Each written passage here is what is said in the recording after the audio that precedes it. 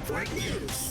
Arestado ang isang culinary student matapos itong ma-identify ng kapulisan na siyang responsable sa paggawa ng isang banta ng pamamaril sa isang pribadong universidad sa lungsod ng Cebu. Matapos makilala si alias Renz, ay kagad na naglunsad ng joint operation ang Cebu City Police Office Station 1 at ang Station 3 ng Mandaue City Police Office upang sundan at hanapin ang 20 anyos na estudyante hanggang sa maaresto ito sa munisipalidad ng Puro sa Isla ng Camotes sa Northern Cebu. Sa isang live TikTok video, nag-comment si alias Renz sa Bisaya na school shooting ko ara ugma nang ibig sabihin ay gagawa ito ng pamamaril sa isang private university sa Cebu City. Nang maaresto si alias Renz ay inamin nito na siya ang gumawa ng banta, ngunit nilinaw na ito'y biro lang at walang intensyon na tututuhanin nito ang kaniyang ginawa. Gayunpaman, sasampahan ito ng kapulisan ng kasong paglabag sa Republic Act 10175 o Cybercrime Prevention Act of 2012 dahil sa kaniyang ginawa. Kasama mo sa DYHP, Arimen Cebu, Radio Man Candalinea, Tatak Arimen.